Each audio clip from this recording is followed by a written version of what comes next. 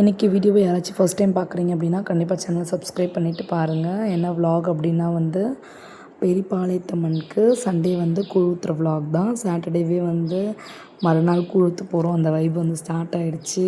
வீடெல்லாம் துடைக்கிறது, பூஜை ரூம்லாம் அலங்காரம் பண்ணுறது, பூ வைக்கிறது, தோரணம் கட்டுறது, இந்த மாதிரி எல்லா வேலையுமே வந்து சாட்டர்டே நைட்லேருந்தே ஸ்டார்ட் ஆகிடுச்சு.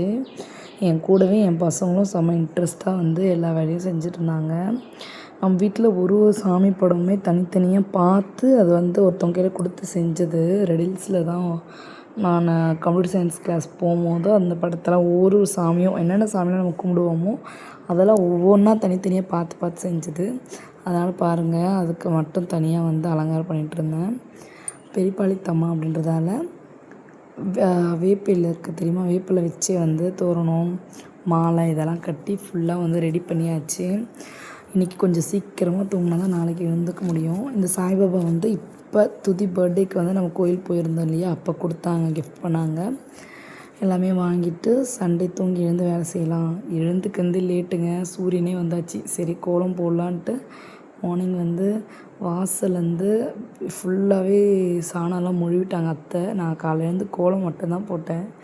செம டயர்டு, ராத்திரிலாம் துதி கட்டி தூங்கவே இல்லை. சாட்டர்டே நைட்டாக கிட்டத்தட்ட சூரியனே வந்துட்டார். பட் கொஞ்சம் சீக்கிரமாக செஞ்சிருவோம் நாங்கள் வேலையை. எல்லாமே முன்னாடி ரெடி பண்ணி வச்சதால் கோலம் அழகாக இங்கே நம்ம வீட்டு வாசல், நிலவாசல் பக்கத்தில் இருக்க வாசல்லையுமே வந்து கோலம் போட்டாச்சு. தெரு வீதி வாசல்லையும் கோலம் போட்டு, நிலவாசல்லையும் கோலம் போட்டு அழகாக இந்த பக்கம் வந்து சைடில் வந்து அந்த மணக்கோலம் அப்படின்னு சொல்லுவாங்க, அதை போட்டேன். எல்லாம் அடுப்பில் கொஞ்சம் வேலை, கேஸில் கொஞ்சம் வேலை, அந்த மாதிரி பாருங்கள். கீரை பாருங்கள், கீரை, இந்த கருவாட்டு குழம்பு, மீன் குழம்பு, சாப்பாடு. நாங்கள் வந்து கும்பம் போடுவோம். கும்பம்னா ஒரு குண்டா ஃபுல்லாக சாப்பாடு, அது ஒரு கிட்டத்தட்ட ஒரு 10 பேருக்கு மேலே சாப்பிட்ற மாதிரி சாப்பாடு வெடித்து அப்படியே ஃபுல்லாக கொட்டி போடுவாங்க எங்கள் ஊர்லலாம். பாருங்கள், உண்டிக்கு சாப்பாடு மோஸ்ட்லி போட மாட்டோம். எப்போயாச்சும் ஒரு தடவை நம்ம வீட்டில் கோழியாக இருக்கிற மாதிரி இருந்தால் இது மாதிரிலாம் செய்வோம். கருவாட்டு குழம்பு வாசம் செம்மையாக இருந்ததுங்க. அப்படி கொதிக்கிற கொஞ்சம் சரி வெளியே வேலை ஆகிறதுக்குள்ளே உள்ளே வந்து நம்ம இந்த மாதிரி வந்து சாப்பாடு பிடிச்சி வைப்போம். பச்சரிசி சாப்பாடு. இது வந்து கும்லா சோறு என்னமோ சொல்லுவாங்க, அது எனக்கு கரெக்டாக தெரில பேர். அப்படி குழஞ்சி போயிருக்கோம். சால்ட்டு போட்டு வேக அடிப்போம். நம்ம உப்பு போட்டு தான் இந்த சாப்பாடை வேவடித்து இதுக்கு மேலே வந்து அந்த பச்சரிசி மாவும் வெல்லமும் பிசைஞ்சு வச்சுருப்பாங்க, அந்த குட்டியாக அது வைப்போம். சீரியஸாக இது வந்து சின்ன வயசில் இது உருண்டை பிடிச்சி நாங்கள் வரவங்களுக்கெல்லாம் தருவோம். ஆனால் எல்லோரும் கூழ் மட்டும் தான் குடிப்பாங்க. இதை வந்து அப்போ சாப்பிட்டாங்க. இப்போ இருக்கிறவங்களுக்குலாம் அப்போல்லாம் வந்து இது தருவாங்கன்னு போய் நிற்போம் நாங்கள் யாராச்சும் கொடுத்துனா. இப்போ இருக்க ஜென்ரேஷன் வந்து இதெல்லாம் யாரும் குடிக்க மாட்டுறாங்க சின்ன பசங்க. அப்போ யாராச்சும் கூழ் ஊற்ற கூப்பிடுவாங்களா, நம்ம போய் உட்காந்து கூழ் குடிப்போமா அப்படின்னு இருக்கும். ஆனால் இப்போல்லாம் வந்து நம்ம போய் ஒருத்தருக்க கூப்பிட்டு இந்தாங்க குடிங்க அப்படின்னு சொல்கிற மாதிரி இருக்குது. அப்போல்லாம் எடுத்துகிட்டு போய் வச்ச உடனே காலி ஆகிடும். இது வந்து கொஞ்சம் பெருசாக வந்து நம்ம பூஜை ரூமில் வைக்கிறதுக்காக கொஞ்சம் பெருசாக வந்து பிடிச்சிருந்தேன். 3 பிடிக்க சொன்னாங்க, அந்த மாதிரி 3 பிடிச்சிருந்தோம்.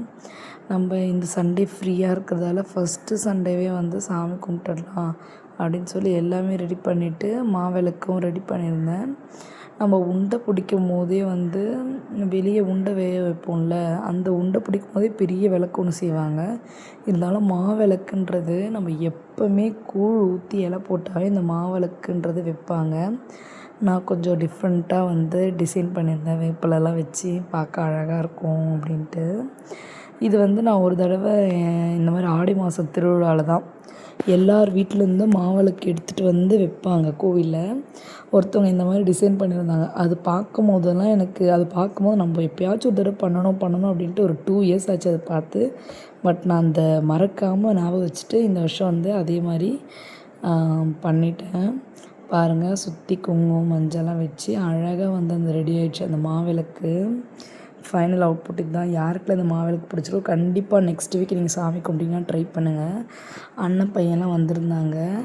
அவர் ஒரே வந்து பாருங்கள் ஃப்ரெஷ் ஆகிட்டு வந்துடுறாரு. அவங்க வீட்லேயும் கூழ் ஊற்றுனாங்க, அண்ணன் வீட்லேயும். பட் கும்பம் போடுறோன்றதால இங்கே வந்துட்டு போனாங்க.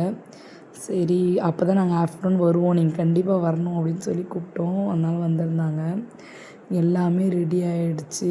கூழ் ஊற்றிட்டு கும்பம் போட வேண்டியதுதான். காலையிலே வந்து ஒரு 9:00 9:30 கிட்ட ஆகிடுச்சு கூழ் ஊற்றவே. 9:30 மேலே ஆகிடுச்சிங்க கூழ் ஊற்றவே.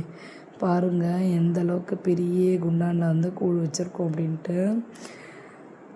இந்த மாதிரி 3 வைப்போம். 3 குண்டானில் நடுவில் வச்சுருக்கிறது மட்டும் வெளியே எடுத்துகிட்டு போயிட்டு தெரு வீதியில் எடுத்துகிட்டு போய் கூப்பிட்டு எல்லாருக்குமே வந்து கொடுப்போம். நம்ம பண்ணோம்ல அந்த சாப்பாடு கூட இருக்குது பாருங்கள் 3 கூடவே முருங்கைக்கீரை. நான்வெஜ்லாம் உள்ளே எடுத்துகிட்டு போக மாட்டோம் எங்கள் பூஜை ரூமில்.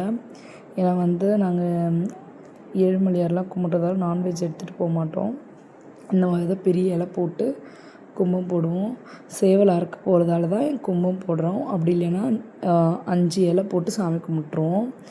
பாருங்கள் விளக்கு பாருங்கள், அந்த உண்டை பாருங்கள், இந்த பக்கமும் அந்த பக்கமும் சைடில் அம்மிக்கல் மாதிரி இருக்கா, நடுவில் ஒரு விளக்கு. அதுதான் உண்டையே. தனியாக உண்டெல்லாம் செய்யலை. அந்த உண்டை தான் வந்து கும்பம் போட்டால் செய்வாங்க. திருப்தியாக சாமி கும்பிட்டாச்சு. யாருக்கெல்லாம் வந்து போன இந்த வீக் சண்டே ஃபஸ்ட்டு வீக்கே வந்து சாமி கும்பிட்டீங்க அப்படின்னு சொல்லி கமெண்டில் சொல்லுங்கள். நெக்ஸ்ட்டு வீக் யாரெல்லாம் சாமி கும்பிட போகிறீங்களோ இந்த மாதிரி கும்பம் போட்டு சாமி கும்பிட்டா ரொம்ப ரொம்ப நல்லது.